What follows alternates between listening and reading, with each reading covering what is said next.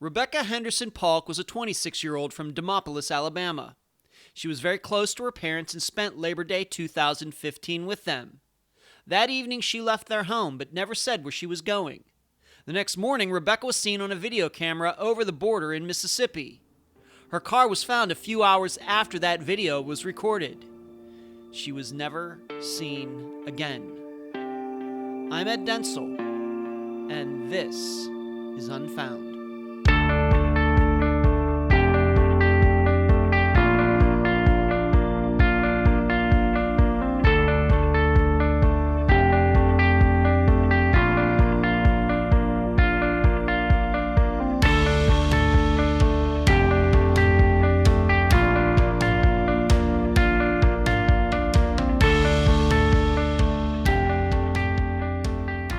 I'm told when visitors come to the United States for the first time and drive, get on the roads and put some miles on the rental car, they are astounded by two things. Number one, just how big this country is.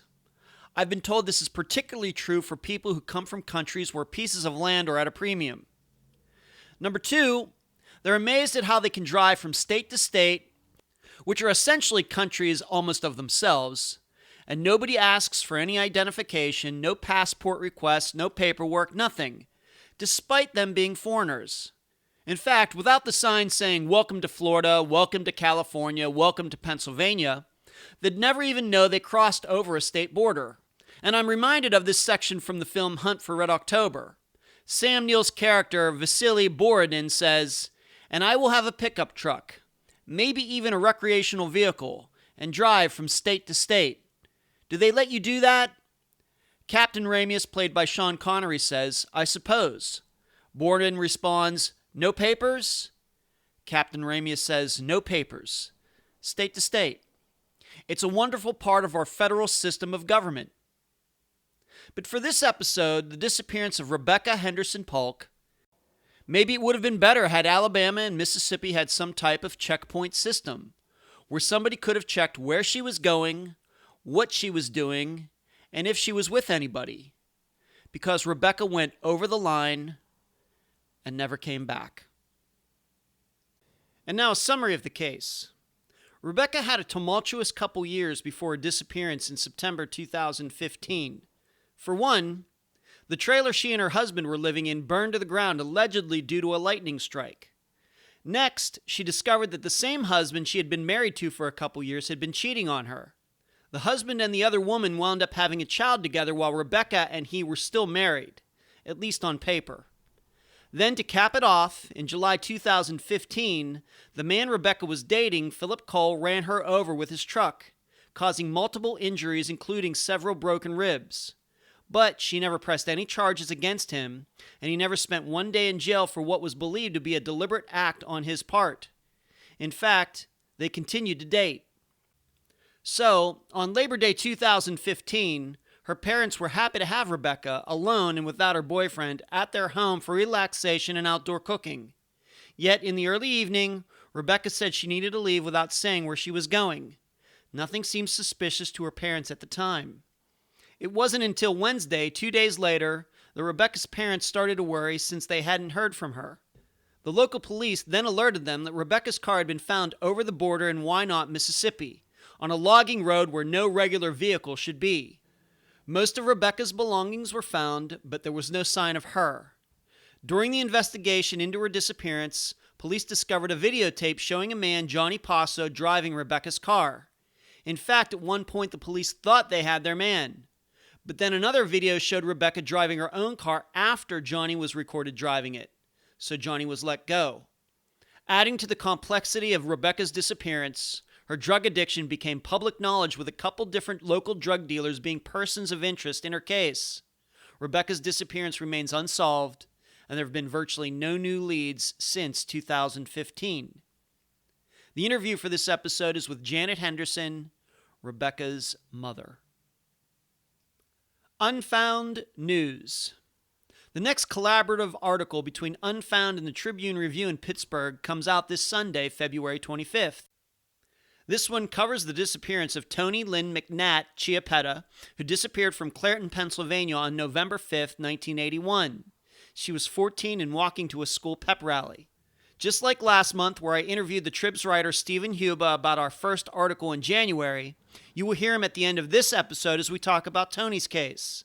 Please listen to the end. You'll be able to find the article at triblive.com. Next, by now, all of you on the Unfound newsletter list should have gotten it in your email. If you believe you're on the list but didn't receive it, you may want to check your spam folder. Sometimes your email settings can send it there instead of your inbox. I hope you who have read it found it to be full of information. In fact, all of you knew this week's missing persons case would be Rebecca Henderson Paulk before anyone else did, except for her family. If you'd like to be on the list, let me know by emailing me, unfoundpodcast@gmail.com.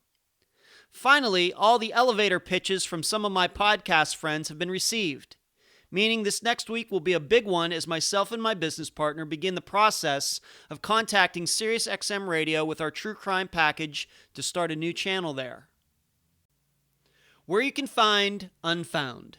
Unfound is on Facebook, Instagram, Twitter, YouTube, iTunes, Podomatic, Stitcher, Podbean, and Spotify. In particular, please join us on Wednesday nights at 9 p.m. Eastern for the Unfound Facebook live video show, which is hosted on the Unfound podcast page, not in the private group. The email address, unfoundpodcast@gmail.com. The website, unfoundpodcast.com. Please check out the secret Stephen Kocher episode. The website at Trib Total Media, triblive.com/news/unfound. The Patreon address, patreon.com/unfoundpodcast. On PayPal, just do a search for unfoundpodcast@gmail.com. Unfound merchandise, Volume 1 and 2 on Amazon in both paperback and ebook form. The playing cards, go to makeplayingcards.com/sell/unfound podcast. Shirts for almost all Unfound's cases at unfound-podcast.myshopify.com. This includes the flagship t-shirt, The First Year Cases, that has a collage of everyone from Suzanne Lyle to Jennifer Wilkerson. Please check those out. And please mention Unfound on all true crime Facebook pages and other websites and forums. Thank you. I'm so happy to have on this episode of Unfound the mother of Rebecca Henderson, Janet Henderson. Janet, welcome to Unfound. Thank you so much for doing this for us and trying to help us. I appreciate it. You're welcome, Janet. Tell the listeners a little bit about your daughter, Rebecca. First of all, is she your only child, or do you have other children?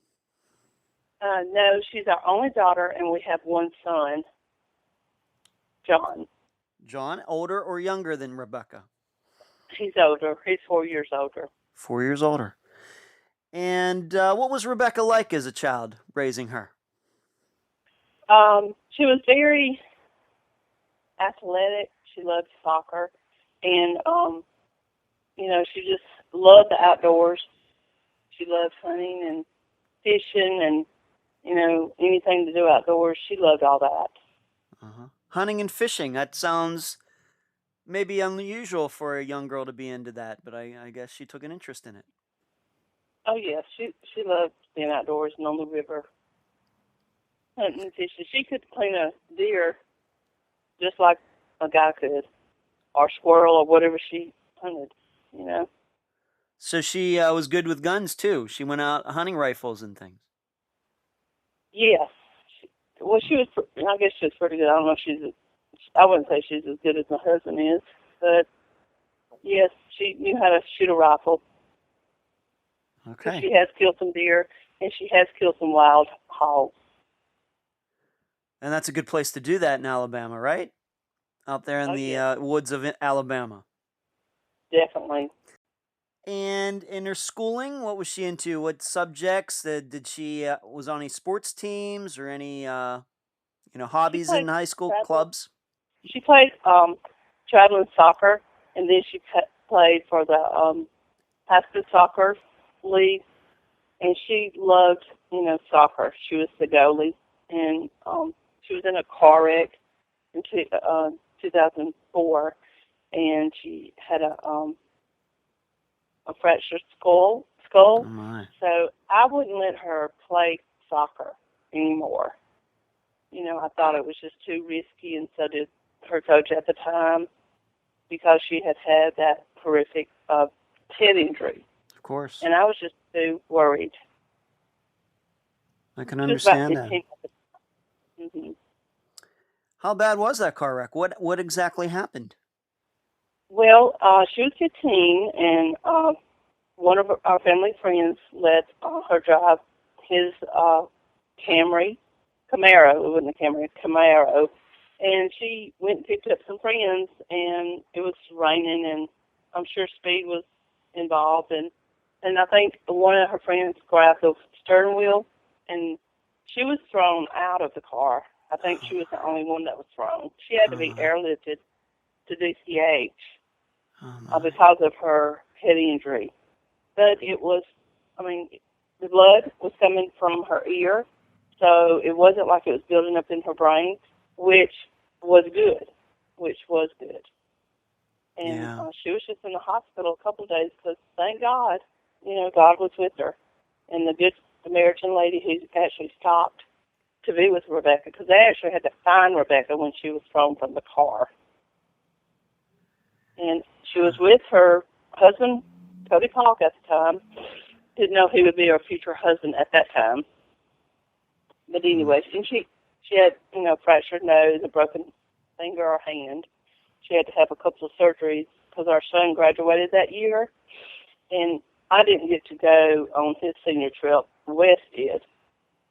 And I just stayed here because she had 2 more surgeries she had to go through.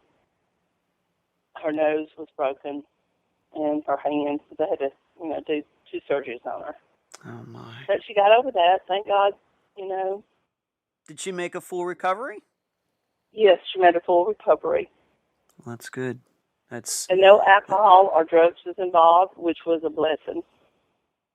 Just a wet road, maybe some young people messing around in a car, and I guess she wasn't wearing a seatbelt. Well, I'm not sure. I don't guess so, because I think it was 5. There was 5 people in the car, and we were very thankful that none of them got seriously injured except for Rebecca.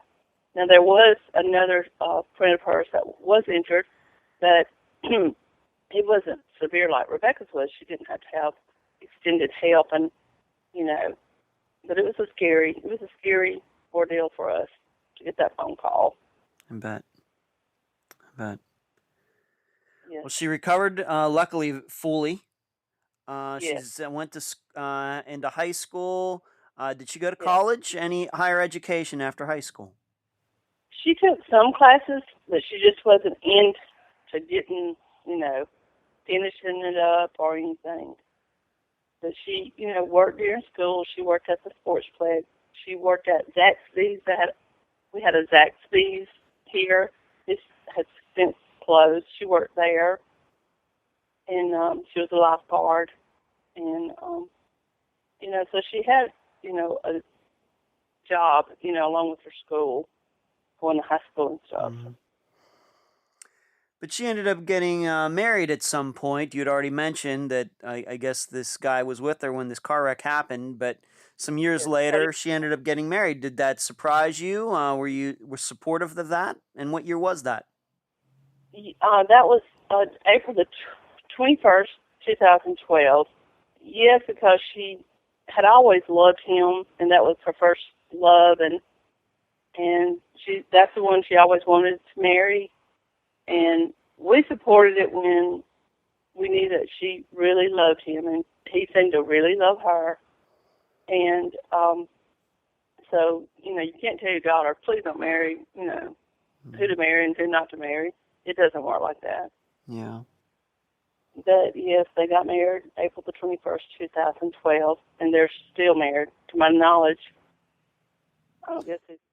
To this day, they're, even though they got separated, and we'll get into that in a moment, but even after Disappearance, they are still technically on paper still married.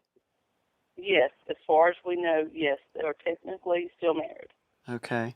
And that's when her last name was changed to Paulk, Paulk? Paulk,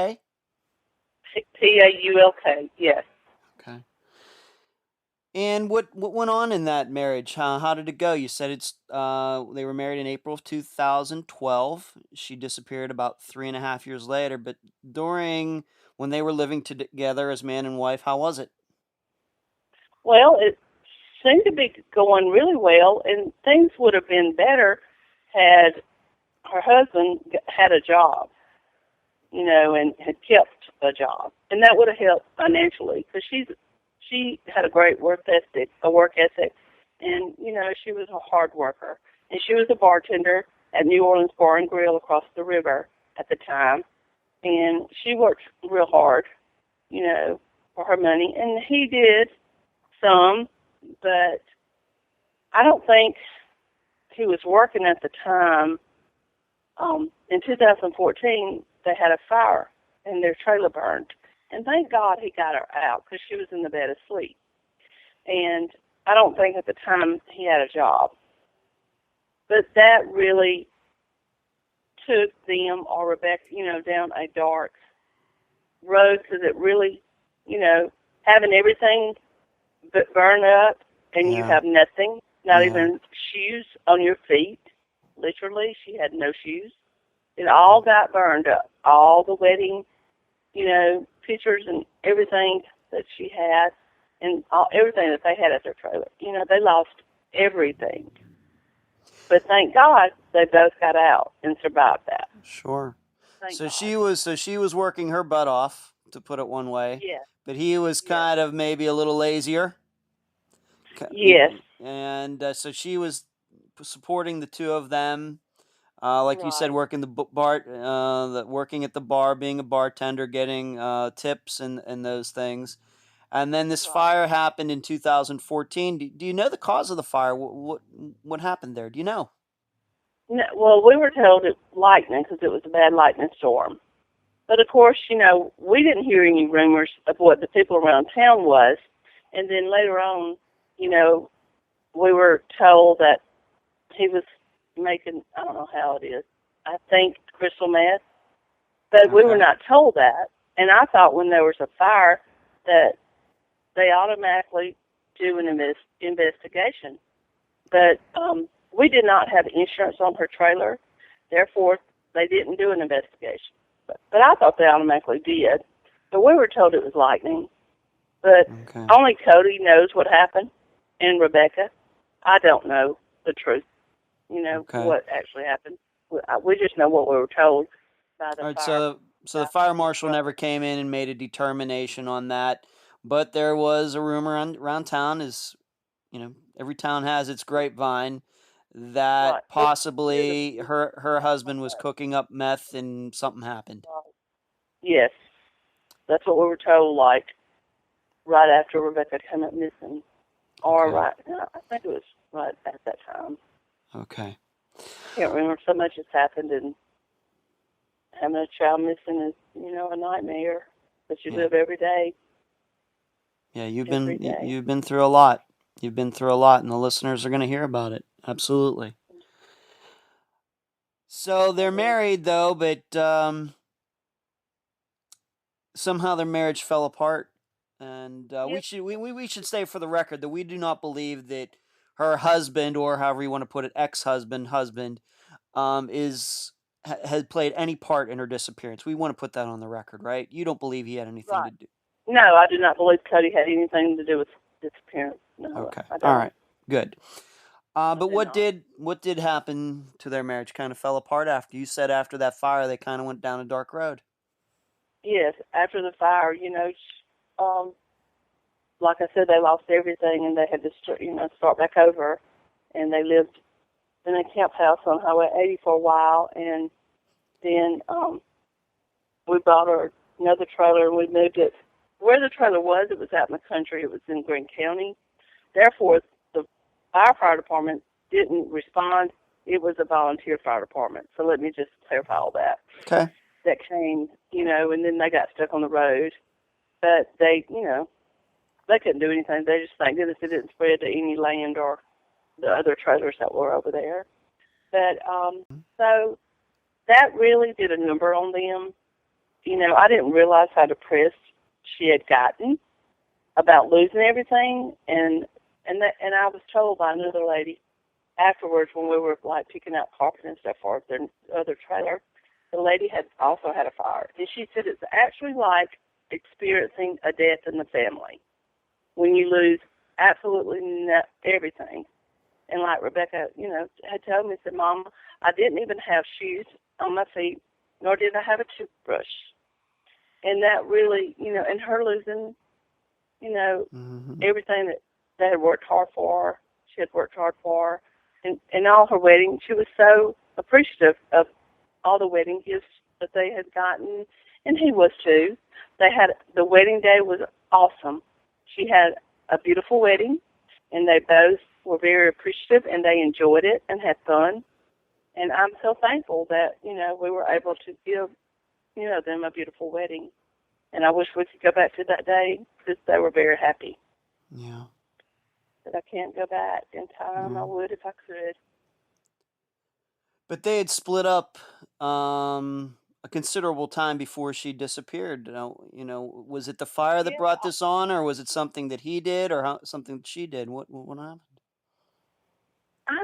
I don't know what caused them to break up. I guess they both were having issues after the fire. I guess that's when it started. Or major started, I should say. I don't guess it started then, but I don't know what happened to their marriage, but I do know that her being the only one to work was real hard on her and put stress on her. And I guess Cody tried to do what he could do. And I don't know what made them separate. And then, he had a girlfriend, she had a boyfriend. He had a baby with this girl friend. And before Rebecca came up missing, I think she had that little girl. And, and that really devastated Rebecca, that they had a child together. And I don't know, I just wish I could have helped her, done more. Sure. So did she end up living by herself after the two broke up, or did she move back in with you, or what did she do? No, after they had moved out in a camp house and was staying there right after the fire, and then they were staying in our camp house, and then they got separated, and then we had bought her a trailer, and Cody never lived in the trailer that we had bought for her that's, on our land in Ringo County, and she lived there, and then she met Phillip Cole, and he stayed there with her with one of his friends. I don't remember his name. Right off the top of my head, I can't remember his name. That's all right. That's all right. So she was technically living by herself, but she had this new guy, Philip, and we're going to talk about him quite a bit. But he kind of moved in with her, and I guess they were a new couple, but it was her place. Right, it was her place, yes. So this fire happened in 2014. Their marriage fell apart, although they never did on paper get divorced. So in those weeks and months leading up to her disappearance, was she working? Maybe I should ask you this: how far was she living from you, and how often were you talking to her and seeing her? I think where our land is on Range Line, I think it was like 8 minutes from Demopolis. And I would talk to her every day, either on the phone or through a text, or she would come to the house, or we'd go out there, to see her. And she would come home, come to our house a lot. But we talked. I would talk to her almost every day. I mean, she just kept in touch with us. And with me, So you just talking about daughter and mother stuff. What's going on? How are you doing? How's work? yes. How's her brother? Things like that. Any signs to you? And once again, in the weeks and months leading up, just the conversation. We're going to get into one particular incident here in a bit, but just how she was doing. How did she sound? Well, she sounded some days she would be happy and then others she wouldn't be. And then we knew she had some issues, with drugs. To the extent, I guess we were in denial, or we did not want to believe it, like most people do. Sure. But I tried several times, we have to get her help to, see what we could do to help her. At the time, but we didn't do enough, or she would still be here, in my opinion. Janet, before we got on this interview, I told you, and I don't mind telling listeners this. In fact, the listeners know this for a fact, but I just want to reiterate it. There's a lot of parents that find out a lot of things about their daughters and sons after their daughters and sons disappear. Okay, and I don't want you to feel that is something in particular to Rebecca or you or your family.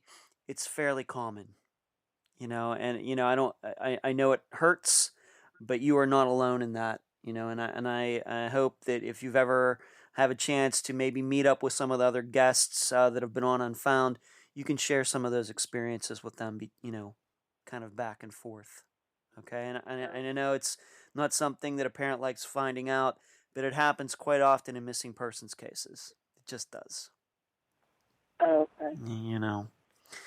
It just does.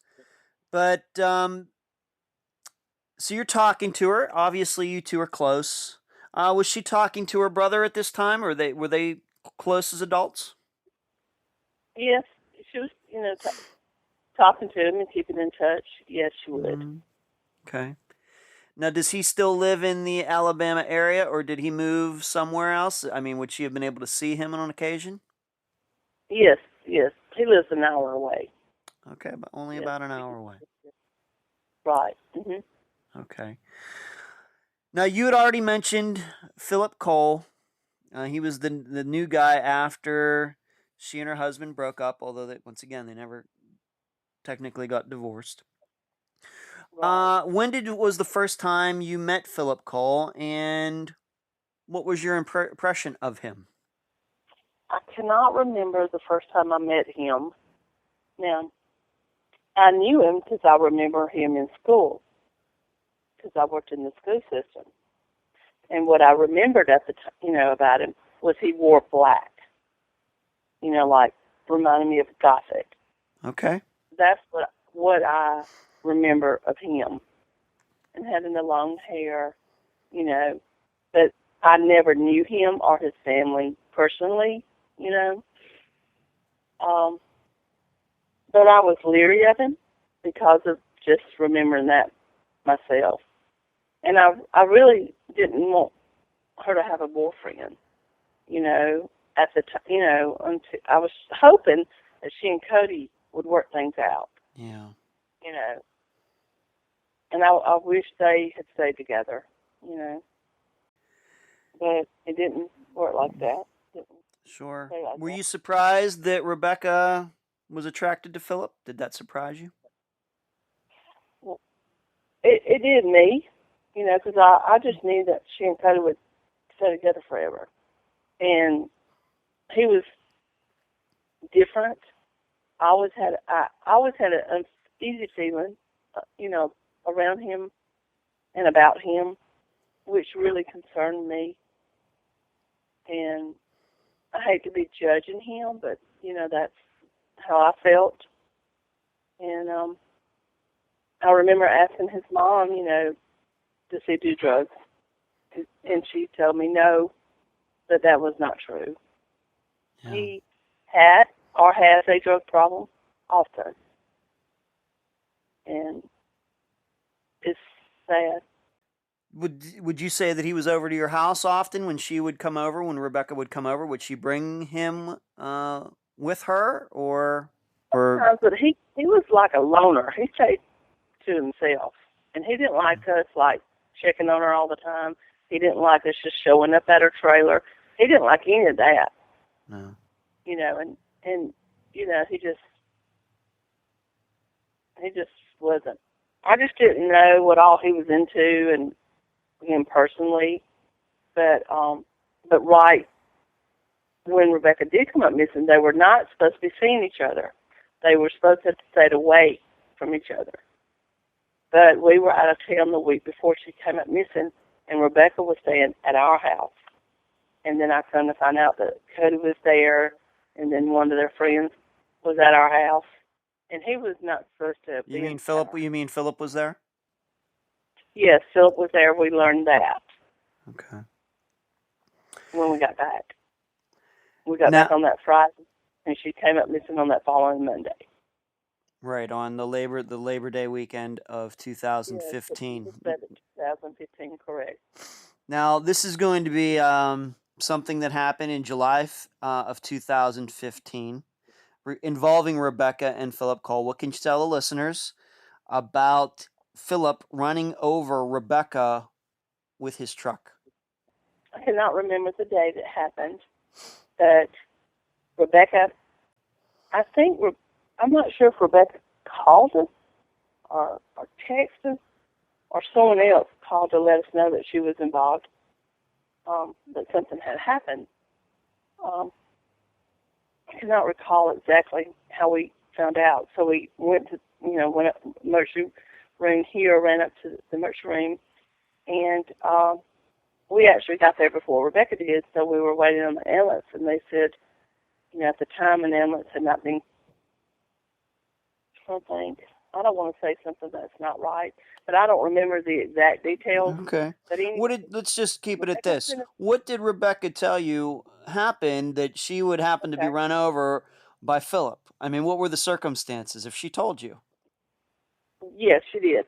Rebecca was brought by ambulance, and she had all of her ribs were cracked or broken or whatever, and so they immediately knew that she needed to be in a trauma center. So they flew her by helicopter to UAB, and Rebecca told us that she was in the back of Phillip's truck, and he ran over her on purpose, and he left her down there at her trailer. She had to crawl into her trailer from the ground up the steps into her trailer to get her cell phone to crawl back outside because she didn't have good service with her cell phone down there, and we didn't either. Yeah. But anyway, she had to crawl back out to get a signal to call 911, and she told them that Phillip Cole had ran over her, and they sent an ambulance. But yes, and she had broken all of her ribs, and she didn't have the insurance at the time. UAB would have kept her longer had she had insurance. The way the health care is, they took really good care of her. UAB was awesome. The ambulance people here was awesome, and the helicopter people were awesome. Everybody was awesome helping Rebecca that day. And UAB, helped her and stuff. But she, it took her a good while, and at the time she came up missing, she wasn't over all the ribs being broken. Mm-hmm. It was hard for her to breathe. She actually stayed with us after it happened because she could not take care of herself. So she stayed at our house when she got discharged from UAB. And they told us it would probably take 6 months for all the ribs to heal. And I begged Rebecca not to take Phillip back, don't talk to him anymore. And I really wanted them to stay away from each other. I did not want them together. Yeah. But it didn't happen that way. I'm sure the listeners are wondering, were they messing around? Did he run her over on purpose? Did the police ever investigate him? If they suspected that he was maybe, frankly, trying to kill her with his truck? Anything like that? Do you know anything about any of that? I assume that some of the cops did talk to him. Did they arrest him that night? No, they did not. He hid, but they didn't even put a warrant out for his arrest. I guess because they just treated it like it was a domestic incident. But Rebecca believed he did it on purpose, and I do too. To this day, I believe he did that on purpose. He knew he had ran over her. He knew it. And he left her there to die. But there were never any charges brought against him. Rebecca never went down to the police station and said, I want to file domestic abuse charges against Phillip. She never did that. No, she never did that. You know, any ideas why? Any idea why? I guess she thought she still loved him or something. I wanted her to, and so did her dad, because we couldn't do it. I tried to file charges since it was on our land, but I couldn't.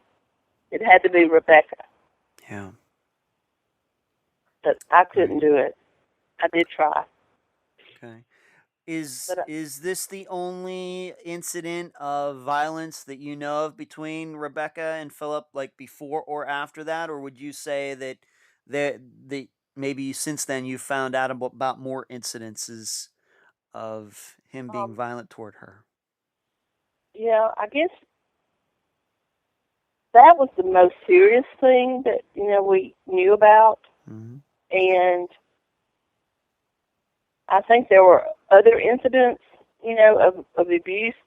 I could not tell you point blank what it was and what day it was, but, you don't just run over somebody and just something never happening again. You know what I mean? Of course. Before, I agree. I agree. I don't know. I don't know what any other incidents are. Okay. I guess what I'm asking is, in any of the phone calls that you had with her leading up before this July 2015 incident, had she ever said to you, Phillip hit me, or Phillip pushed me, or did you ever see any bruises on her or anything like that? Yeah, I saw bruises, but Rebecca would never talk about it. And I had since found out that he was telling her she's worthless, and he was playing mind games with her. We did find that out afterwards, and that he just had her thinking in her mind that nobody loved her, nobody cared about her, and she had a low self-esteem because he said it to her so much that she believed it. Yeah, I heard that afterwards. Yeah. All this. So we have the July 2015 incident. She starts to recover, long process of recovering, but then approximately a month and a half to 2 months later, we come up to that weekend of the Labor Day weekend leading up to her disappearance on September 8th. You said that you were out of town that week before of her disappearance. You got back that Friday or Saturday before. What can you tell the listeners about those last few days before she disappeared on September 8th? And in fact, she was over your house the day before on September 7th. Maybe we should start there. Okay. September the 7th, 2015, it was a Monday, Labor Day. Rebecca was at our house. She kept some makeup in her car, and she had makeup at our house. And she would take a shower a lot of times and put on makeup at our house. And we had bought a Boston butt, and her dad had told Rebecca that, we have a Boston butt, come and eat. I think he had called her before she actually got to the house and told her, we have dinner ready, so come and eat. And so she came over there and put her makeup on. We were just talking, and I was asking her, how she was doing, and she seemed okay. To me, and she put her makeup on, and she had her two little chihuahuas at the time, and she would always, sometimes she made phone calls from our house, and I didn't know it, at the time, who all the phone calls were to or whatever, and she was sitting in the car, and she was texting or messaging somebody, and I suspected it was Phillip Cole since I learned that Phillip had been in the house. And I suspected it was him she was sitting out there talking to. And she had called me or hollered at me or something and said, Mom, come and get the puppies. So I normally would just walk out to her car, tell her to be careful, and tell her I love her. And her dad had told her, be sure and come back and eat some Boston butt. And she said, well, I'll be back later. And she let the two chihuahuas out of her car, and then I stayed on the steps, on the side steps, and told her I loved her and to be careful, and gave her a hug. And before she actually went and made the phone calls at her, car, and so she pulled off, and we never heard from her or saw her again after that night, that night sometime. I'm not sure what time. My husband thought it was afternoon, but it was later on.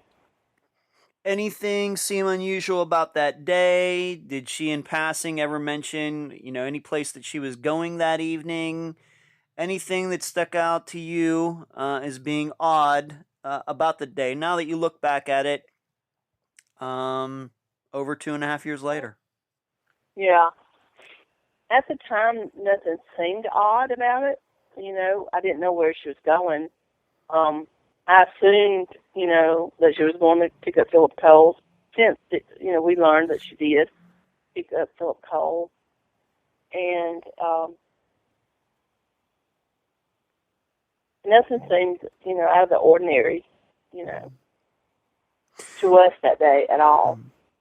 You took it to mean, being that she was kind of prettying herself up with makeup, taking a shower, I'm guessing you took for granted she wasn't going home. She was going out somewhere, I'm guessing. Yes. And especially since she left the 2 dogs with you.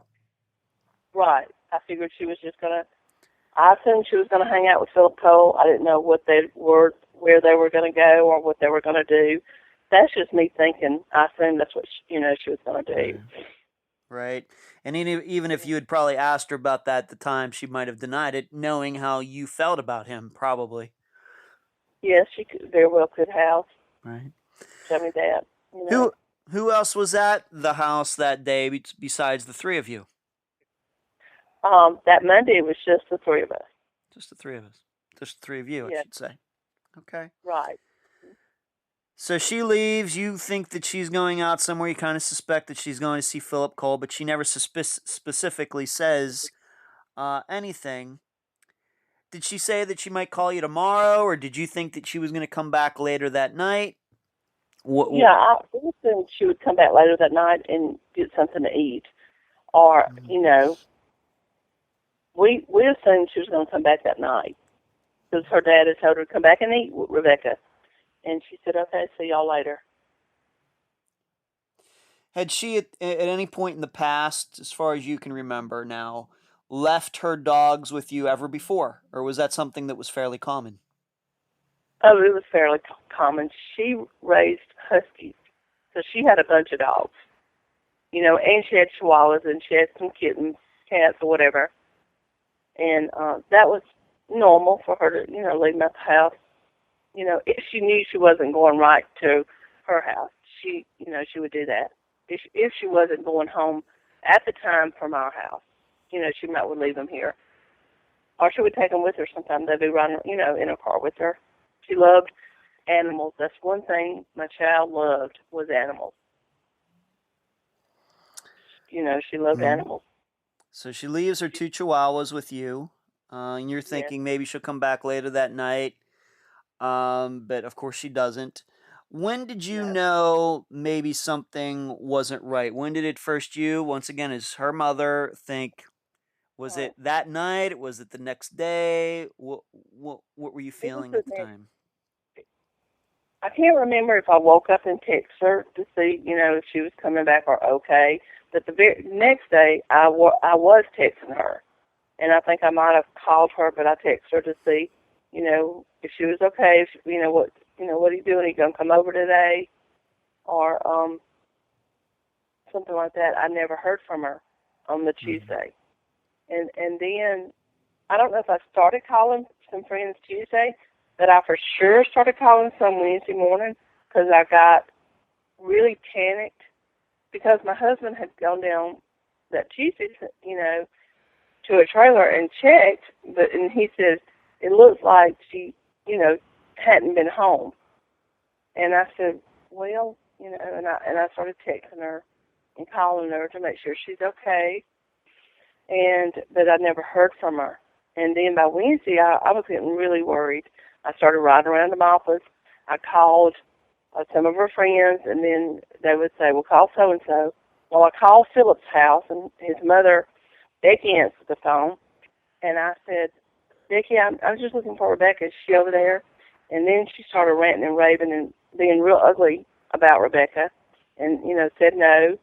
And What do you mean by that, being real ugly about Rebecca? Just well, she was keep it saying, PG. But what did she essentially say? Why? You why? know. Well, she said that she was going to have Rebecca arrested because she had gotten into his email or text or something. I don't remember the specifics, but she was very angry that day. She did not put Philip Cole on the phone to me, nor did he call me that day. But I told her I was very concerned about Rebecca. She blew it off like she didn't care. And but I was very concerned. And after we hung up, I never did call her again or anything. But I was texting Philip, but I think she had told me she had bought Philip a new phone, changed his number, whatever. And I guess she was receiving my messages. I'm not sure. But anyway, I never heard from her again. And so I think Wes was on 311 that day. And Major Boswell called on that Wednesday and asked us, did we own a white Honda, 2006 Honda Civic? And I said, yes, it's our daughter's, Rebecca. And that's when he told me that her car was found in the middle of nowhere in Wynot, Mississippi, on a logging road. And I immediately panicked because I said, well, where's Rebecca? And he said, she's not with the car. And I said, well, something's wrong. Please find Rebecca. She would not leave her car.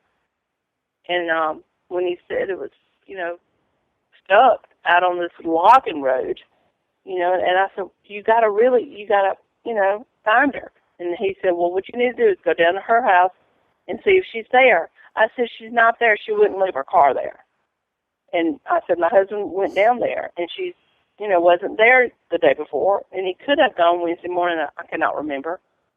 But he had me to hang up the phone and go check and come back and call him. And sure enough, I went there, and I was panicked by then because I knew something was wrong when he called and said her car was found. I knew something was wrong. And something had happened. And I came back, and as soon as I could get a signal, I called and said, no, she's not there, nor has she been there. Let's just maybe stop right there. Let's just go through some things because most of the listeners, I'm sure, are not familiar with that area of Alabama, Demopolis, or that area of Mississippi. How far is Wynot, Mississippi from where you live in Demopolis, Alabama? I assume it's 45 minutes. Because it's right on the outskirts of Meridian, Mississippi. All right. And Wynot is a very, very small town, isn't it? Pretty small. Yes, it's out in the country. I don't know that it's a town. All right. But we learned after all this that they would have racing there with race cars. I had never heard of Wynot, Mississippi. I had no idea she knew where Wynot, Mississippi was or was going to Wynot, Mississippi. And I didn't know she was going to Meridian, going to Mississippi, period. We had no idea. All right, Meridian is another town over the border in Mississippi. Yes. Okay. Mm-hmm. Had you ever known Rebecca in her years of being a licensed driver to ever drive over to Mississippi to any of those areas, ever? No. I didn't know she was going to Meridian. No. I didn't know she went to Wynot. I guess what I'm asking is in the past, in 2014 or 2013, 2012, 2015, had she ever said, I was over in Meridian, Mississippi last week? No, never. Okay. Never. And so when you went down to her place, just to make sure that she wasn't there, anything seem strange to you in retrospect? Anything pop out to you? Anything missing? Did it look like her house had been broken into? Anything like that? That night I couldn't tell, because it was real dark, and I was going by myself. I just knew that she hadn't been there, and you could tell that she hadn't been there in a day or so. You could just tell. All right. That she hadn't been back at home. You got the impression that she had not been home since she left your place on Labor Day later in the afternoon. Yes, correct. Okay. So you explained that her car was found out 45 minutes away in Mississippi, out on this logging road, which probably is not meant for the kind of car that she was driving. No, they said that Major Boswell, who is in charge of Rebecca's case from Lauderdale, Mississippi Sheriff's Department, he said that he doesn't believe Rebecca drove down this logging road because it would have to be someone who knew the road was there, and it had big like gullies and where you couldn't drive, and whoever was driving the car got stuck on that road. If not, he thinks they would have driven it further into the woods.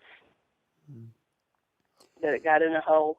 Her cell phone wasn't in the car at the time. Her purse was in the car. Her laptop. She had medicine that was in there. Everything was in her car except for Rebecca and her cell phone. Okay. Were the car keys, even the car keys were there? The car keys was there, and it was in the ignition.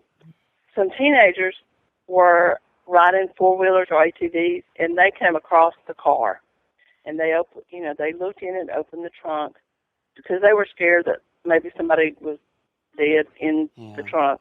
Yeah. And then they or their parents or somebody called, I guess, the police and told them that they had found a vehicle. And then, like, that was that Wednesday, the 9th. And then on the 10th, Major Boswell had me and Wes, and we brought a friend of ours, Sonny, over to Why Not, Mississippi. We met them at the racetrack, and they were driving Rebecca's car, and they let us take it home that day. But since then, when I tried, I forgot this, and I need to go back. I called AT&T, and I said, my daughter's missing. I cannot get her to answer her phone. Can you tell me the last numbers that called Rebecca or she called? And they gave me a Mississippi number, 601. I wrote it down. There was an 800 number, 877 number. I didn't write it down. I regret not writing it down. And so I called that 601 number, and there was no answer that day. But I did a check on it or whatever, and I found out the owner of that number was Johnny Passo.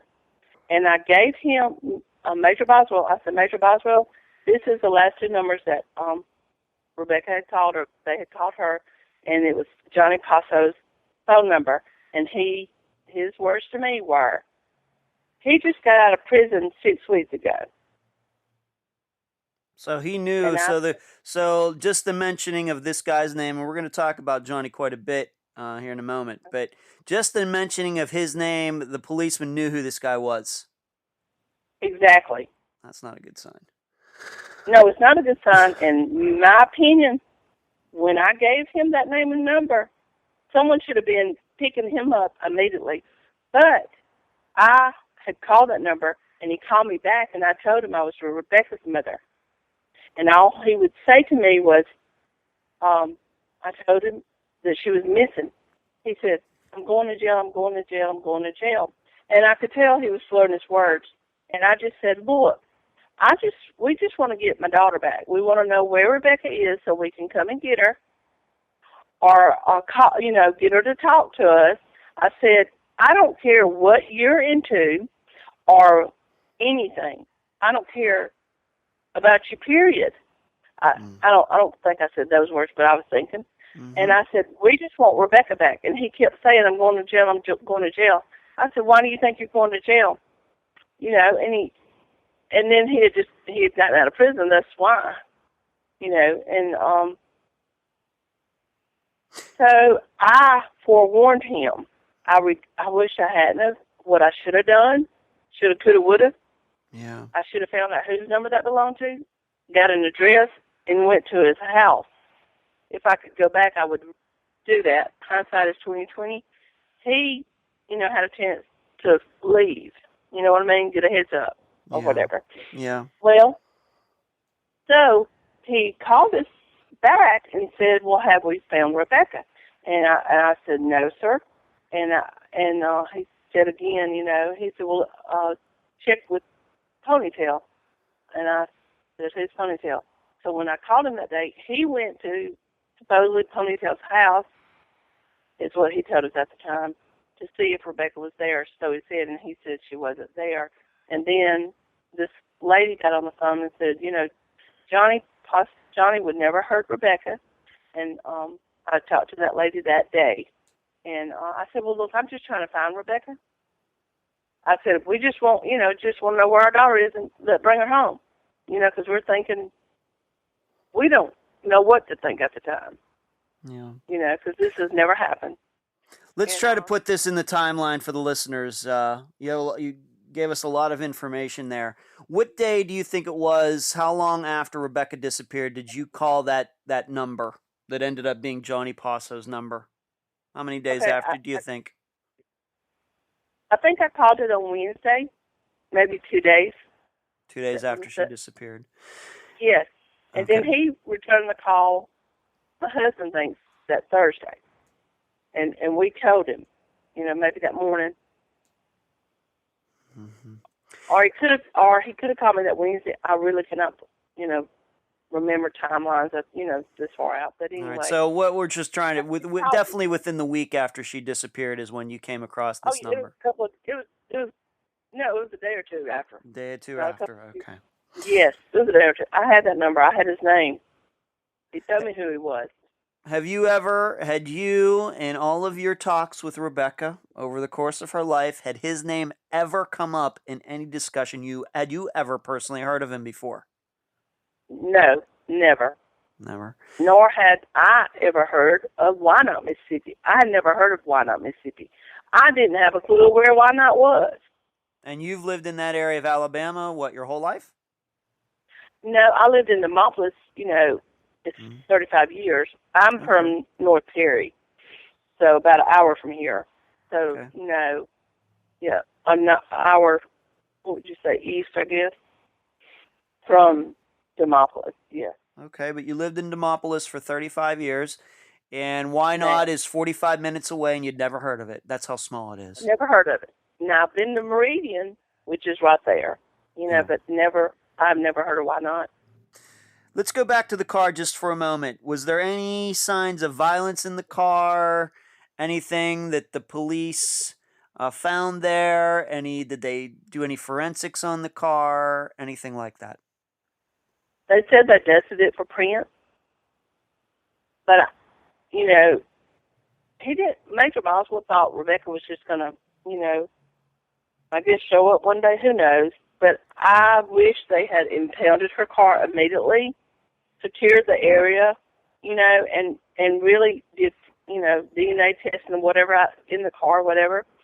I never saw where there was a struggle or anything, I just wish it had been impounded at the time, and I just wish that, they had taken me serious when I told him this is not like Rebecca, this is not normal. Yeah. And I told him that over and over. And I said, something's wrong. This is not normal. This is not Rebecca. She would not leave her animals. And she would not leave her family. Rebecca, like I said, raised huskies. And two, afterwards, when we went down there the next day, Rebecca had clothes she had washed in the washing machine, and she had some in the dryer. So she was planning on coming back, putting those clothes that she had washed in the dryer to dry them. So, no, this was not something planned. It was not planned. No. Let's talk about the phone a little bit. You said that her phone was not with the car, but did you tell me though that a phone eventually was found? Yes, it was that following Saturday, which would be what? 5 days later? September the 12th. Okay. Was found in about a mile from her car in a field. Some guy that owned that land said he ran over it with a bush hog or whatever. I don't believe that part of it. But anyway, he found the phone and he turned it in. They could not get into the phone because she had a code on it, and supposedly. And then eventually Alabama got the phone, and we have not been given her cell phone back. It was never given back to John or us. So some cop still has the phone. I just don't know which one has it. I don't know if they've misplaced it or whatever. But I would love to get her cell phone back. Sure. You know, but Sure. they could not get into her phone because she had a code on it. And then I guess Apple made it hard where, you know, anybody could just get on somebody's phone. That is true. Yeah, there have been, even with terrorism cases where they found iPhones on the, you know, amongst terrorism literature or on terrorists who wanted to do those activities, they found phones on them and can't break them. Right. Yeah, That's national security issues. Yes, that's been a big story in the news in probably the last 5 years, something like that. So I understand I understand the police's plight there. So they're telling you the truth probably, but Yeah. so everything was found around the car or in the car, but this phone was just sitting out in this field allegedly. Yes. All right, her car was found, and then maybe a mile or so away from the car, her cell phone was found, and then it was like a triangle, is how it was told to us. They found some clothes that we think they were Rebecca's because she kept clothes in her car. That was all normal, but it was like a triangle, like it was set up like that. You know what I mean? Yes. Like her car was found. To the right was her cell phone. To the left was some clothes, and it was like a triangle. So the phone was like in the opposite direction from where the clothes were in relation to the car. Yes. Well, let's go back to Wednesday just for a moment, back to that phone call that you had with Philip's mother. She kind of volunteered where Philip had been the last couple days, didn't she? Yes, she did. She actually told me that Philip had been by her side running errands with her, and he had not left her side. Is her exact words. Did she say that because you asked, or did she just kind of say that out of nowhere? Well, I asked if, when I called her, I asked to speak to Philip because I was looking for Rebecca. And then that's when she went into her spiel about being, mad at Rebecca for either getting on this phone or something. And she told me that Philip was with her for the last couple of days, and he had been right by her side running errands. But when Rebecca first came up missing, and that was told, there was people reporting that he was seen with Rebecca that week before, that Sunday before, that Monday, that actually Rebecca came up missing. So she had to change her story. She had to, I guess, complain or whatever, because they knew that was not the truth, that he hadn't been with her the whole time and everything. So I think his dad maybe stepped up. They said it was on video, I guess at Walmart or something, or someone had seen him at a red light, and someone had called that in to, I guess, Crime Stoppers or to our local police. I'm not sure at the time. So we knew that Monday Rebecca did leave her house and did pick up Phillip Cole, and they were on their way over to Mississippi. And then when Phillip talked to the police here after, when she came up missing and they was talking to him, questioning him, he said that when he found out she was going over there, he didn't want to go. And so he said she let him out at the Texaco in Demopolis. And he supposedly, I guess, walked back to his house, which was not far. Okay, so let's just once again line this all up. We've kind of jumped around here a little bit. So she's at your house on Labor Day, which is a Monday, September 7th. She got a shower, like you said. She got the shower, put on some makeup, gave you the impression that she was going out. So it's not a Yes. surprise to you that she might have seen Phillip after that, I guess. So they meet after she's at your place. He says that they were headed to Mississippi. He didn't want to go there. And somebody saw them together, obviously. And he claims that she dropped him off at the Texaco station. Is there any evidence that you have to dispute that story? No, I don't have any evidence. I don't guess there was ever any video at the Texaco place that they could pull. To my knowledge, it was not pulled or whatever. Okay. Because what we're going to talk about next is video. And it shows Rebecca actually alive the next morning, and it doesn't appear that Phillip was with her. Maybe that kind of lends some believability to what he said.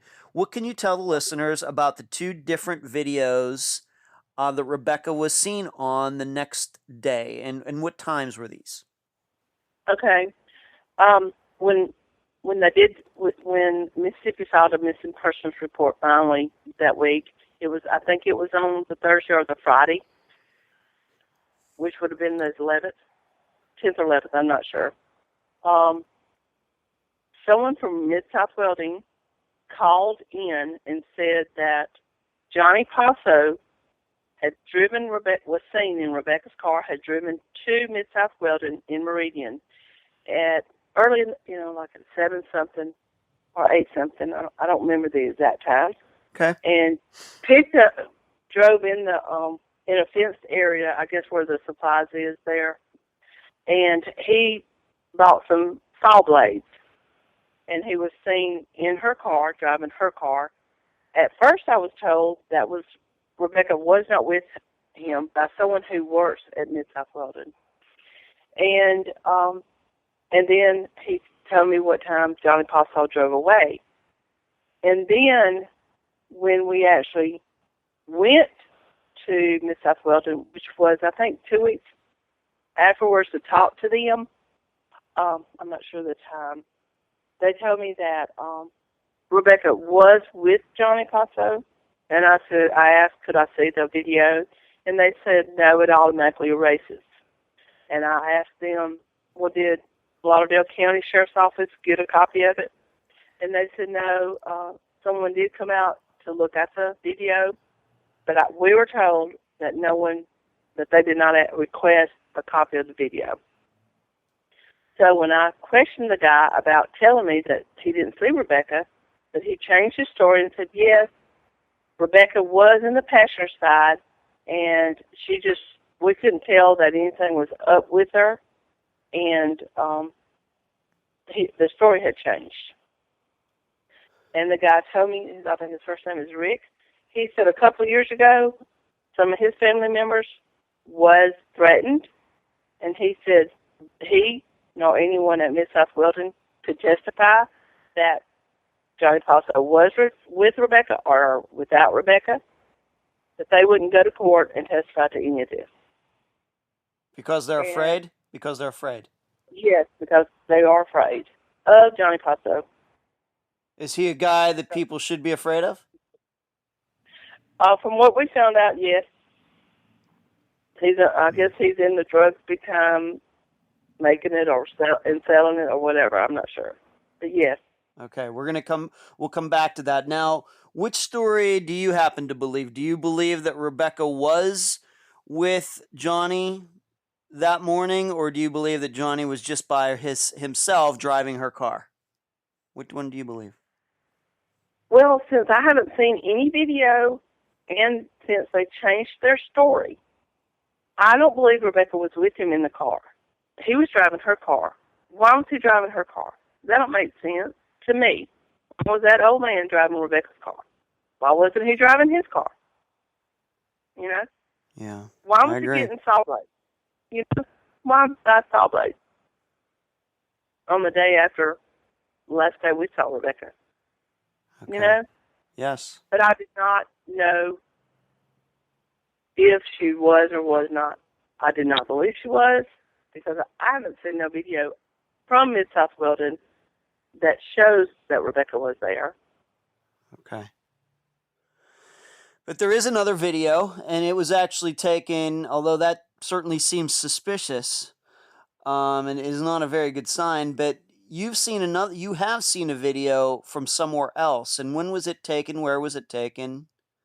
It was taken at a shell station over there in, I guess, Wynot, Mississippi. I heard it on Nancy Grace. She had it on her show. That's how I found out that there was another video with her being seen at the shell station. So we, went to Major Boswell. I asked, could I please see some of that footage? The only part that he would let me see was it. We did not see Rebecca's face, but it was her car parked behind that shell station, and he said it was like 9-something. So he said, I don't know. That's just what he said. And it looked like it was Rebecca, and like she was in the driver's side at that time. And she was like fooling with something, like her purse or something in the passenger side with her hands. It looked like Rebecca's hands. So I feel like that was Rebecca. Now, what time that was, I do not know.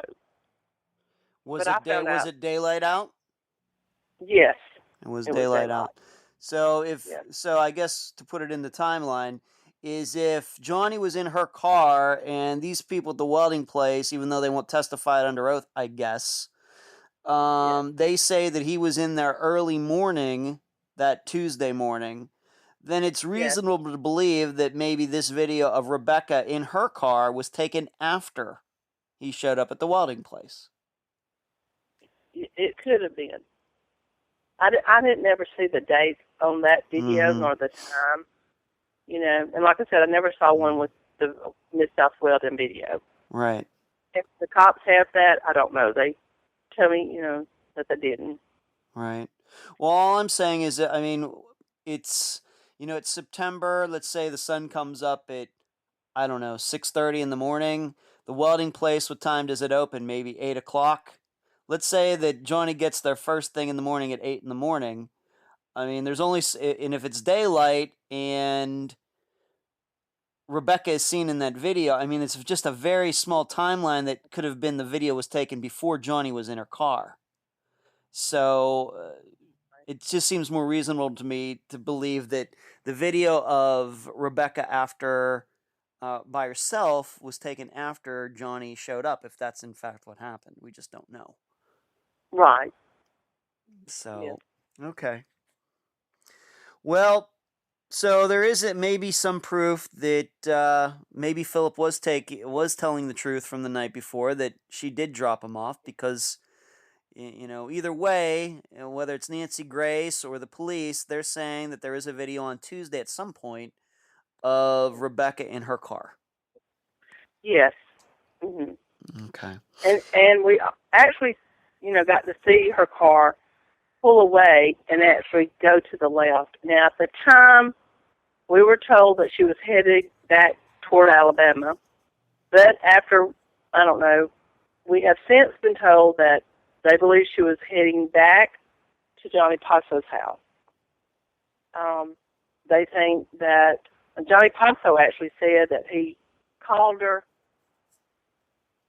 to come back. I don't remember, or either text or something. They could not read no text or anything on her cell phone. No. This is just Johnny Passo saying this, when they interviewed him, I guess. They waited 15 days after Rebecca first came up missing to go to Johnny Passo's house to do any searching. I don't know why they waited 15 days or anything. But when I did talk to Johnny Passo that day, Johnny Passo told me he did say to find her boyfriend. He said that Phillip had been over there before with Rebecca to Johnny Passo's house. And he said, that after some time or another, I'm not sure, that Rebecca was upset. I don't know if it was Tuesday or sometime or another, that Rebecca, I guess she and Phillip maybe had gotten into an argument, so the guy said. and he said that we need to check the boyfriend. Mm-hmm. Johnny Paso did tell us to check the boyfriend, and he did say that Phillip Cole had been to his house with Rebecca before. And can you remember exactly when her car was found? If we know those videos are on Tuesday morning, do you have any idea when her car was actually found? We know that Boswell called you on Wednesday. Do you believe it was Wednesday that the car was found? I do. I believe it was Wednesday that Rebecca's car was found. Okay. All right. So there is proof that she was around on Tuesday morning, but after that, there was no other videos Right. of her. Correct. Okay. Yes. Let's talk about some of these people in possibly a little bit more depth, and we're going to bring up a couple new names here. Just some, of course, as you know, we're not going to mention any names. I've done a couple conversations with some other people in Rebecca's life. One person who was very helpful and one who wasn't. But Johnny Paso, you had never heard of him before. And what has he done since? Have you kept tabs on him since September 2015? When was the last time you talked to him? Has he been in jail? What can you tell listeners about him? Well, he has never been arrested for Rebecca's case at all. Mm-hmm. Now, he is in jail for an unrelated incident, so he is in jail now, or prison, whatever it is, for, I guess, having a gun or something, and he's a convicted felony. I don't guess you're supposed to have a gun if you're a convicted felony, but Yeah. he's in prison right now. I have not talked to him since, that first week that Rebecca came up missing.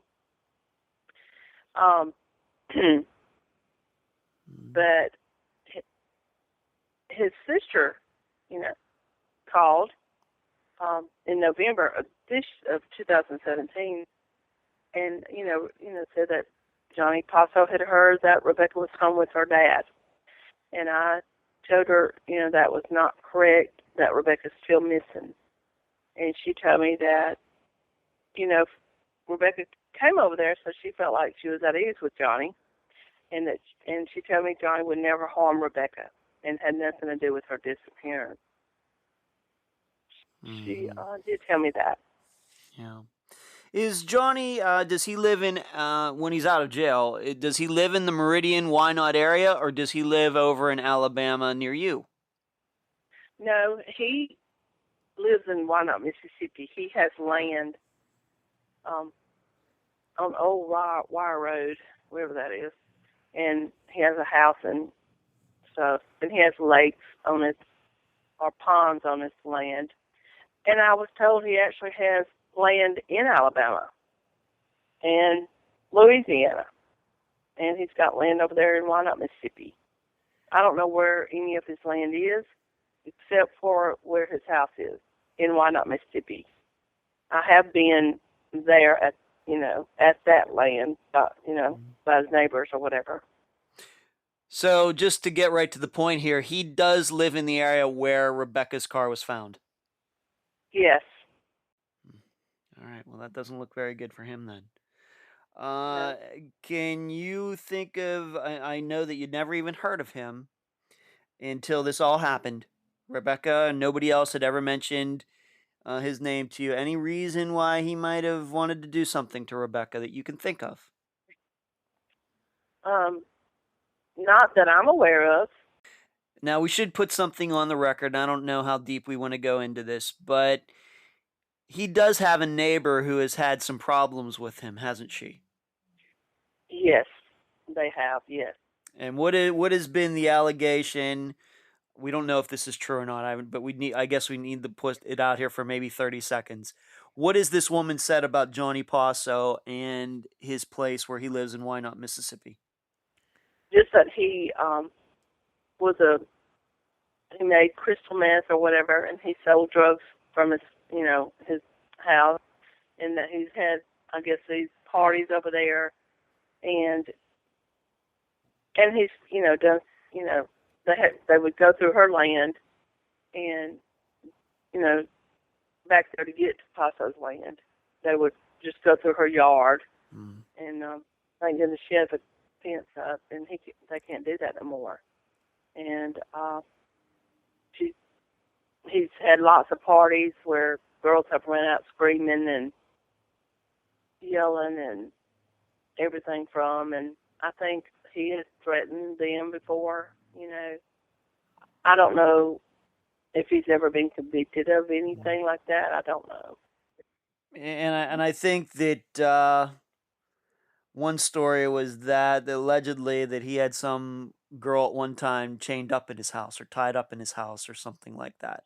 I'm not saying that this woman or this young woman disappeared or anything, but just seemed maybe some weird things have gone on at his house over the years. Yes. He used to keep women there, so we were told. This never came from Johnny Passo's mouth to me. We were just, since Rebecca came out listening, we've been told a lot of different things, and that he was big into the drug scene or whatever, and that he made drugs or whatever you call it, and that he sold drugs or whatever. Okay. It was drug trafficker. I don't know what it's called, but anyway. Okay. Do you know Do you know if he has any violent charges on his record? Any assaulting women in particular, anything like that, or is it mainly just drugs? Do you know? No, I don't know. To me, it's just mainly drugs, and just that is all I know about. Okay. Let's talk about Phillip Cole. He's been mentioned very often. Of course, he was the guy Rebecca was seeing. He was the guy who ran her over with his truck, maybe on purpose, maybe by accident. There were never any charges brought against him. Rebecca never brought any charges against him, even though she had her ribs broken. Has he ever spoken to you once since Rebecca disappeared? No, he has not. He has not reached out to us at all. No, he has not. Okay. Do you know, let's get back to Johnny for a second. Do you know if Johnny or Phillip have ever been given lie detector tests regarding the disappearance of your daughter? No, to my knowledge, they have not. No. Wow. How well did Phillip and Johnny know each other? Do you have any ideas? I don't have any ideas. I just know what Johnny Paso said, that Phillip Cole has been over there to Why Not with her. And that they had argued sometime or another, Johnny Paso said, and that he suggested we look into Phillip Cole more. Just at the time, that's who we need to check to make sure, she wasn't with him or whatever. I don't know how many times he's been over there. It's been a couple. I don't know how many times. I don't know. It could have been more than that, but I don't know. Do you think that Phillip and Johnny knew each other before Rebecca came into the picture? Or was that something, did Johnny and Phillip get to know each other because of Rebecca? I don't know that. I do not know that answer. I do know that Phillip Cole introduced Rebecca to a friend of Johnny's, and his name is Philip Moore.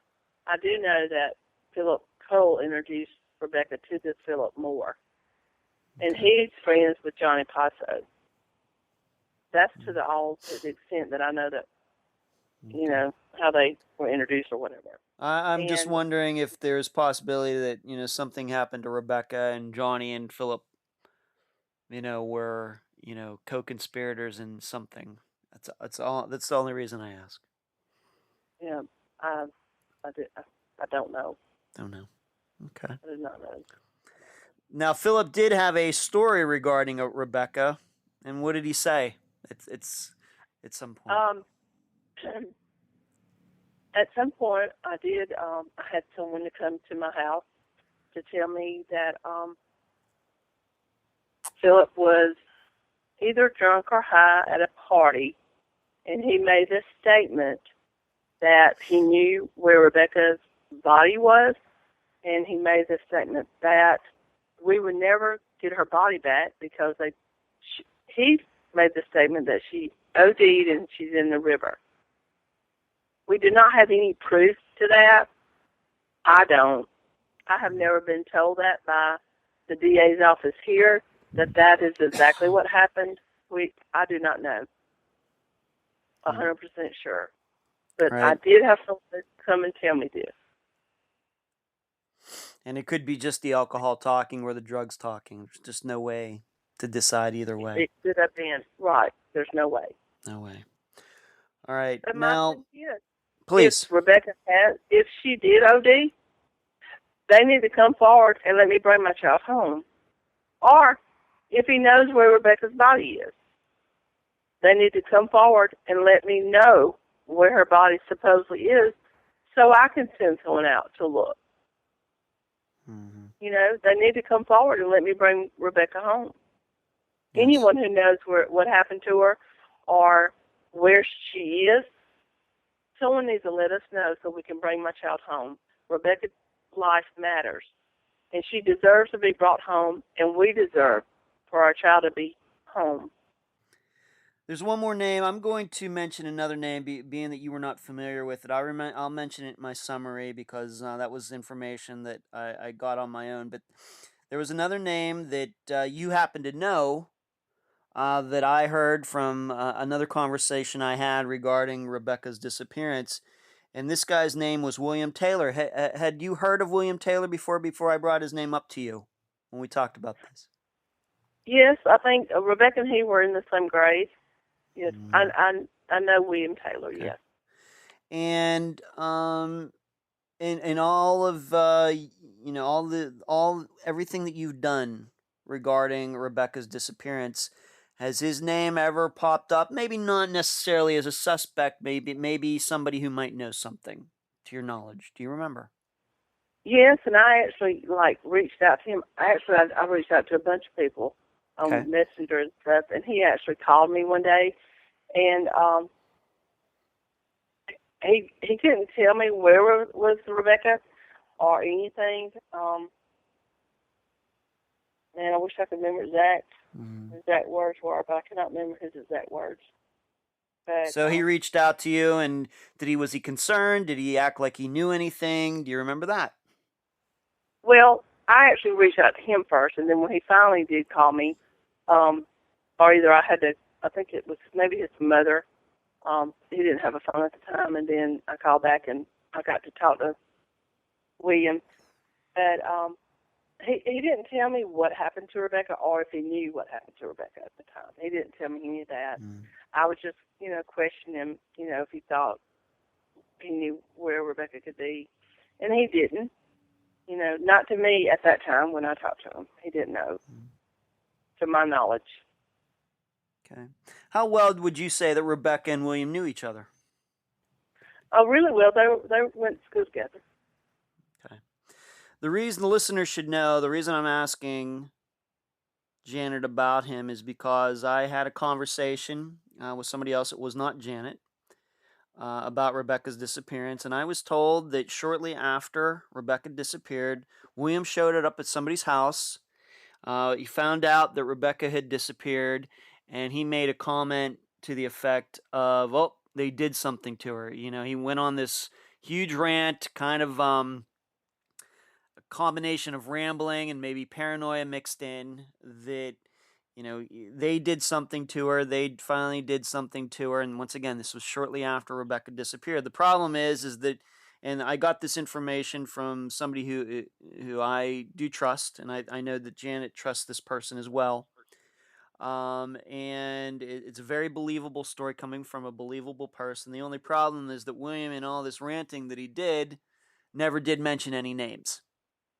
Never, to this person's memory, never did mention any names. Did not mention Johnny, did not mention Philip, did not mention anybody else. But this was the William Taylor that we're talking about now. And Janet, if you remember, when I found this out, I went right to you and asked you about this. And you had not heard that story before, had you?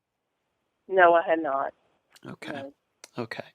So, and William was also into drugs. And in fact, I was told that He was so worried about what he knew regarding Rebecca's disappearance that he went to jail shortly afterwards, and I was told it was on purpose. That he went to jail to escape somebody who knew that he knew. Do you know where William Taylor is now, Janet? No, I do not. I think he's in jail. Mm-hmm. But I don't know where he is. I hope he's safe. I hope nothing has happened to him.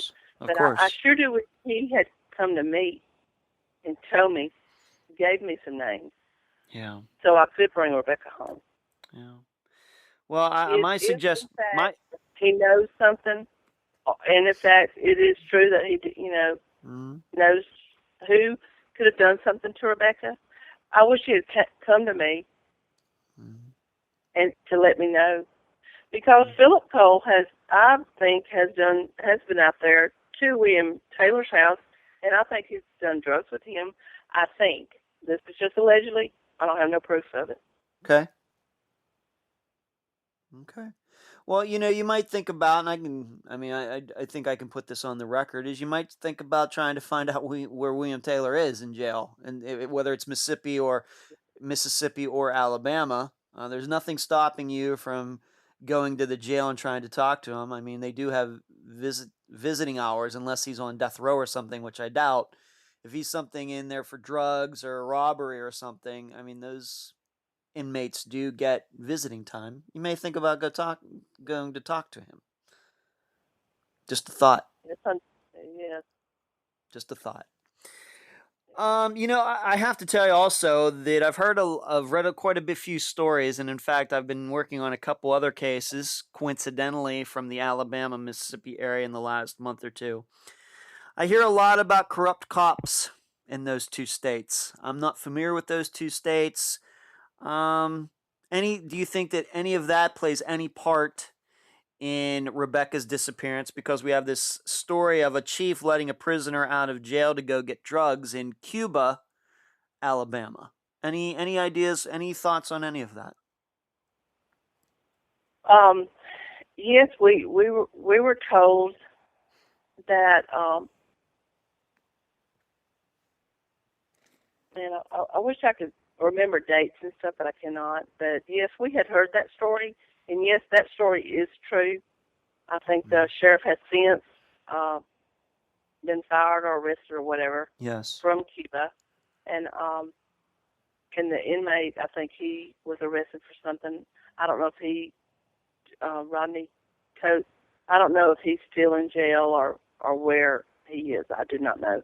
Okay. But yeah, we were told that was true, and that did actually happen.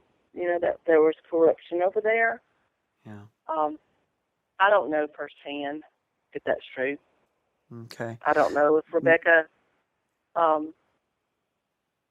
been to that jail to receive drugs. I do not know if Rebecca did that, was involved in that. I don't know. Okay. Your gut reaction, your instincts tell you no, though. You think that maybe it has something to do with one of these other people that we've talked about. It doesn't have anything to do with any corrupt cops. No, I guess not. But you always hear of people being corrupt, and because we heard some in Mississippi are, and you wonder if they are or not. It's been, this is a fairly recent disappearance, one of the more recent disappearances that I've covered on Unfound, September 8th, 2015. Most of my cases I covered are like 10 to 20 years old.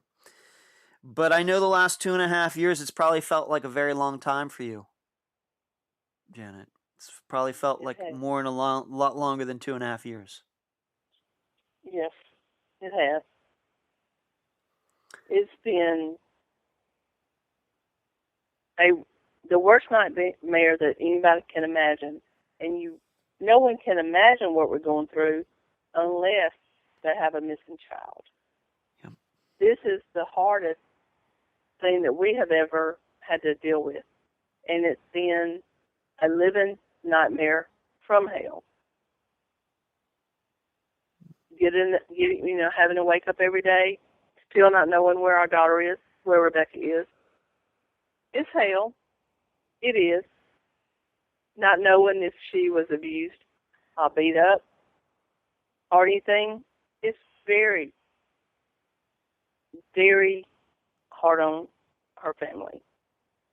Not knowing where she is, not knowing what happened to her, hoping that she, was not tortured or anything. But all of that goes through your mind when your child is missing. I do not wish this on my worst nightmare. I do wish that the police everywhere, when there's a missing adult and who has been on drugs or whatever, or done drugs, I do wish they would take that more serious instead of, oh, she's out in the woods probably high or something.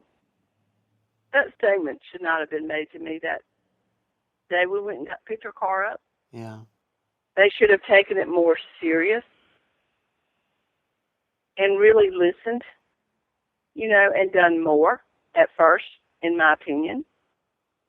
I really hope it gets changed somehow that when an adult is missing, someone's child goes missing, that they take it more serious. I do know it's different than a child being missing because she is an adult and she drove across the state line. I understand that. But if it was any of their child, it would have been handled a lot different, I feel like. Or if it was a cop over here's child or whatever, or law enforcement. I mean, you're going to go to the ends of earth to try to find your child. And I would like that to be done for Rebecca. I do appreciate everyone who has searched for Rebecca, everyone who has reached out to us. I love my church family. I love my Demopolis family, our communities. I've made some wonderful friends from Why Not Mississippi in Mississippi since Rebecca has come up missing. They are wonderful people and very, friendly. And all the searches we went on, so the people that showed up, I appreciate that from the bottom of my heart. Our family, Demopolis people doing it, Mississippi people in the searches, I do appreciate all that we do. And we're so blessed and thankful that we have a caring community, because we had a great outpouring of love and support when it first happened. And I appreciate everyone who has prayed for us, prayed for Rebecca, shared Rebecca's story, shared her pictures. I do appreciate all that. And I just ask if they will continue to keep Rebecca's face out there. Help share it when you can. I just don't want them to forget about Rebecca, because Rebecca's life matters. And I'm so thankful and blessed for everyone who has reached out to us and who has helped us. And I appreciate the cops doing what they have done so far to help find Rebecca. I would love for them to do more, to reach out to someone else for extra help. Just because we want Rebecca home, she deserves to be home. We deserve to know where Rebecca is, and we deserve to know what happened to our child. This is a living nightmare from hell that no mother should have to go through, or anyone, any family. But I want to say we are thankful for everything that everybody has done for our families since this nightmare has begun. And I'm sure those people know that. I'm sure those people know that, Janet. We were shown, have been shown a lot of love and support, and we thank them from the bottom of our heart. And I thank you too for doing this podcast, for trying to help, and for you trying to help other families. That's awesome. Thank you so much. Thank you. That's very gracious. Thank you. It's very kind, Janet. Thank you. Do you have a Facebook page or a website set up for Rebecca that we can point the listeners in the direction to that? Yes, we have a page, Missing Rebecca Paulk, or Rebecca Henderson Paulk. I'm not sure how it's listed, but yes, we have a page for Rebecca, Missing page for Rebecca. Yes, and we have a lot of members. I know you do. Yes, I bet you do. Yeah. Yes. Yeah. Do you manage that page, or does one of Rebecca's friends manage that page? Um, John, our son, manages it, Okay. and I'm a manager on there too. I think I'm not sure. Okay. It's just been, All right. yeah. I think that's just something important for the listeners to know. Um, Yes. any last words before we conclude this interview, Janet? Um, just to please continue to pray for us. Pray for Rebecca. Pray for the people who knows what happened to Rebecca to come clean and come forward. For someone to speak up for Rebecca, to let us bring Rebecca home. We just ask for someone to please reach out to someone you trust that can get word to me or us where we can get Rebecca home. We want to bring her home. She deserves to be home, and we deserve to know where she is. And so does her friends and her family. And the community in Demopolis, we all deserve to know. Janet, thank you for joining me on this episode of Unfound. Thank you so much. I appreciate it. You're welcome. And that was my interview with Janet Henderson, the mother of Rebecca Henderson Paulk. I thank her for joining me and all of you on this episode. Like I told the viewers of the Unfound Facebook live show a couple days ago, this is an episode that took some time to put together. I've actually been corresponding with Janet since November 2017. There were a couple reasons it took this long. Number one of the people Janet wanted me to talk to wanted to let the holidays go by. This person was very helpful in making me understand what was going on with Rebecca at the time. I'm glad I waited. The other delay, the number two reason, the other person Janet wanted me to talk to, well, let's just put it this way. I discovered this person was pretending to tell me everything. Then with one sentence, I discovered this person wasn't. After that, this person put up a huge brick wall and acted like we hadn't been talking for the hour before this happened. Yes, really. First time that has ever happened to me. Since then, this person has never responded to any of my messages. So, what was the topic that this person didn't want to talk about with me? Well, there is somebody else I discovered besides Johnny Passo and Phillip Cole who might be a good suspect.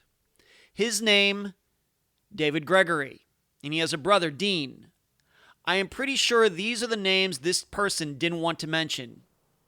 I've been told if you think Johnny Passo and Phillip Cole are bad guys, these two are worse. And Rebecca knew them. And this is just a guess. I believe this person I talked to didn't want to mention their names out of fear. I am not saying this person who clammed up had anything to do with Rebecca's disappearance. But what it shows is there is still fear in Demopolis and elsewhere, and it may be hindering any effort to find out what happened to Rebecca. Also, Janet and I talked about corruption in the police departments in Alabama. The reason I brought that up? There was an inmate, Rodney Coates, in the Sumter County Jail. Sumter County is where Demopolis is. The sheriff there, Tyrone Clark Sr., was allowing Rodney Coates to leave the jail, get drugs, etc., while Rodney was imprisoned there. I'm going to say this again. Yes, really. Why is this important? I discovered Rodney Coates and Johnny Passo know each other. They're drug buddies. So if Rodney is that close to a Sumter County sheriff, then I guess it's possible that Johnny Passo is pretty close to the police as well. Could this be another reason Rebecca's case is still unsolved and Johnny Passo was let go after an initial questioning? Because you can find the stories. The media in the area thought the police got their man, Johnny Passo. Then Johnny was let go. It does make you wonder. Have the cops in this area of Alabama gone over the line and started to let dealers go because the police are getting part of the action? I think that this has to be considered in this case. But I'll leave the rest of the theorizing up to you. Before you go, though, the next Tribune Review Missing Persons article in which Unfound played a role in its production will be out this Sunday, February 25th. It'll be the disappearance of Tony Lynn McNatt Chiappetta. I hope you will check it out at triblive.com this Sunday. Here's my interview with their writer, Stephen Huba, where we talk about the case, but also talk about how technology has changed media and reporting. Enjoy. So happy to have on an episode of Unfound again, a writer and reporter from Trib Total Media, the Tribune Review in Pittsburgh, and TribLive.com, Stephen Huba. Stephen, welcome back to Unfound. Thanks again for having me, Ed. You're welcome.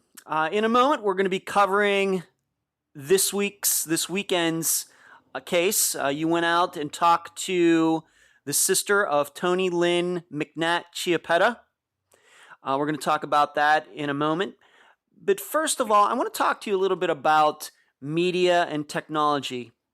In the first interview, you talked about your experience having been a reporter. It was something that you always wanted to do. Maybe you can talk about the changes you've seen over the course of your career, starting with maybe the internet coming out in the 1990s and how that has affected the work that you do. Well, the biggest way that the internet has hurt newspapers is through the loss of advertising revenue. You know, that's the thing that mostly gets identified. And I've been involved in newspaper journalism for 30 years, and there have been a lot of changes with the advent of the internet. And, you know, for a long time, the news that you read on the internet came from newspapers, you know, which I think a lot of people don't realize. And it was just given away for free, which wasn't a real good business model, I don't think. Right. But you know, nowadays you have internet-only media outlets, a proliferation of them. So newspapers, traditional newspapers, are not the only players when it comes to news consumption on the internet. So newspapers really have to adapt and adjust and figure out, you know, what's important to them. Is traditional print still an option for them? And for us at the Trib, you know, we still see our print product as a priority and as important. So, you know, we still have the daily newspaper, we have weeklies. Yes. But we also have our online outlet. So the two kind of work in tandem. Do you remember the first time, once again, in your career where you kind of woke up one day and said, you remember that moment like, well, this is really changing? Something, maybe you showed up in a Monday morning or something like that and just said to yourself, yep, I think this is something changing in my field of work. Yeah, or was it something that was much more gradual that you didn't even realize it was changing? Maybe that would be the comparison. I remember thinking that something dramatic was happening even back in the 90s, even in kind of in the early days of the internet. But as far as the changes affecting me, that's been a more recent realization because we've instituted some pretty significant changes at the Trib in terms of how we do news gathering and how we present stories to readers, you know, even just within the last year. So that's been more recent in terms of how it's affected me. You know, especially since I've been in this business for a while, change doesn't always come easy, and it's something that you accept grudgingly. Yeah. And you know, you have to learn some new tricks and be willing to change. And so that's been a more recent development, and I could explain a little more about some of the things we've done here. Sure. You know, I would give the comparison. You know, I used to be an independent filmmaker in the early 2000s. I can remember when the first Canon XL1 came out. reasonably priced camera in it, and the idea was now everybody can make a movie. And it was like, oh, this is going to be great. Well, really, what happened was that the movies, because of the camera, didn't get better. There were just more bad movies. Yes, it was more democratic with a high quality camera like that. That doesn't necessarily mean that the movies got better. It just meant more people were making them. Do you feel that a little about that? Maybe a little bit the same way when it comes to the internet with maybe independent sites. Are they really news sites, or is it just more people having news, but they're ripping off major media corporations like Trib Total Media or other corporations in other cities? What do you think? My concern isn't so much with independent operators or with online news sites as it is just with social media being used as a news outlet, or people looking to social media as a source of news when it's not always reliable. I think social media is a good tool for reporters when they're looking for information, but as far as the general public is concerned, I think it's often misleading and not reliable. Because often it's just people engaging in rumors. And that's where my biggest concern is. Yeah, all the rules of journalism have been thrown out. Double checking, fact checking, getting different sources. There's more concern about being first instead of being accurate. That can be a problem, and people do need to realize that journalism has conventions that it follows, to prove the truth of something or the veracity of something, and that's something that's really important in our profession. But I think sometimes the race to be first can result in a breakdown of quality control and of standards. Yeah, so I even said to you before we started doing this interview that it seems to me that media companies or reporting companies, news companies, and of course the editors and reporters, it's been that one field that has been affected the most by the progress of technology. As much as changed like from 25 years ago. Hasn't affected car companies too much or companies making refrigerators, things like that. But when it comes to your business, it's been a revolutionary change in the last 25 years. Yeah, even things like the advent of the smartphone, right, have affected news outlets tremendously, both as another tool that's at your disposal and as the means by which people consume news. People are reading their news more on mobile devices, so you have to present content to them in a way that's going to be engaging. I hate the term clickbait, but sometimes it just comes down to something, like that. Yeah. So. Yeah, and that's one of the downsides that you just mentioned with social media. We've seen 5, it's like 3 best ways, ... 5 best ways. Those are all kind of clickbait kind of headlines that you would have seen in the Tribune Review or the Pittsburgh Post-Gazette in Pittsburgh or any other newspaper 30 years ago. They would have never, ever used a headline in their newspaper like that. Yeah. Then again, you can offer good, solid information that way. Yeah, you can. Sure. So.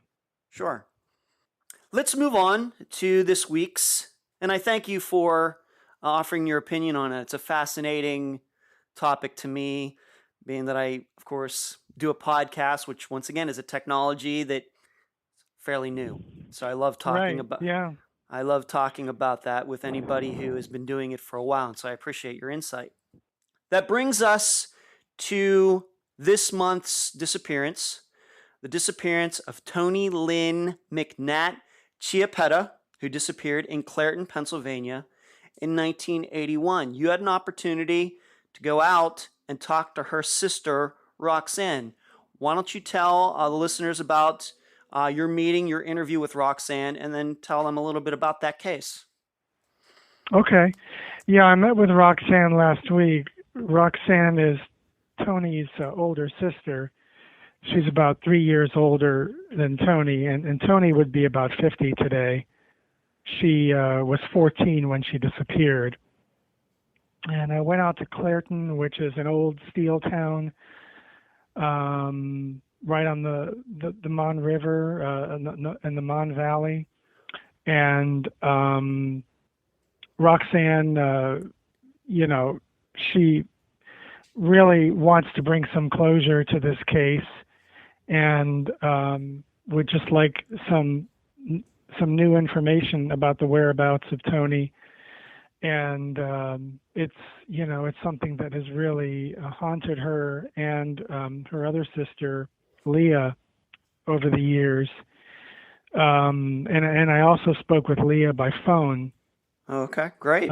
Earlier this week. So I talked to the two sisters, and Leah is actually a half sister. And I also talked to a guy by the name of Bill Scully, who was the original investigator in the case. Interesting. Back when Tony originally disappeared back in 1981. So those are the people I talked to. Great. That's some very good coverage. Great, Steve. And what did they have to say? Before I answer that, I did also talk to the Pennsylvania State Police, who did describe this to me as an active investigation, even though it's a cold case. They're continuing to, take information about it and investigate it.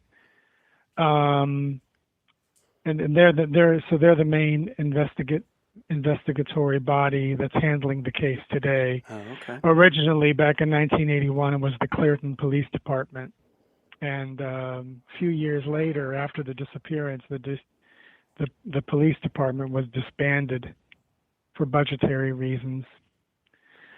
So then the case got handed over to the state police, who have had it ever since. But Bill Scully, the original investigator, he's continued to show an interest in the case and has stayed in touch with the sisters over the years. But basically what they told me was in November of 1981, Tony had agreed to babysit for Roxanne, babysit a neighbor child. And so Tony was on her way to a friend's house to bring her friend back to basically be with her while she was doing this babysitting job. And she apparently never made it to this friend's house. And she was last seen by some young people hanging out at the local high school football stadium. And that was the last time anybody had seen her. There was a strange wrinkle in that when Tony's mom got home that night, later that evening, there were signs that Tony had been back at the house. There was a blouse in the basement that was wet, and but there was no sign of Tony. And so that's pretty much the root of the disappearance. And there was obviously an investigation. There was a search that included dogs, and even a psychic got involved at some point. But she never turned up. And did Roxanne or Sister Leah have any suspicions as to what have happened? Well, I'm sure that's included in the article, but there were some suspects in this case. This isn't like a kind of a vanishing act performed on Tony's part. There actually were some leads that the police tried to follow up, but to this day, still unsolved. Yes. And I guess you could call them persons of interest. Nobody really ever described as a suspect, but I believe both parents were given a polygraph test. Um, both parents are now deceased. The mother apparently did well on the polygraph test, the father not so much. Apparently, the polygraph examiner said that there were possibly indications of deceit on his part. The father was a truck driver, and he had a friend who sometimes went on his routes with him. This is a gentleman who is still living in the area, and he has also been mentioned as a person of interest, and he is someone who was questioned, but it never went beyond that. It never resulted in any charges. So I think at this point, the family believes that Tony is deceased, and they just want, some closure to this case. And they just kind of want to know what happened to her. Right. Right. Not knowing is the worst part. Even if it means that turns up that they find Tony and Tony's deceased, that's something that, they'll eventually have to live with. But the not knowing is, I know that in my interviews that I've done, that's the point that families continue to make. That's the worst part of it, the mystery of it. Yes. Yeah, and this was devastating for the family. And Roxanne mentioned to me that in the years following, her mother couldn't even bring herself to put up a Christmas tree. And it just had a real difficult impact on the family.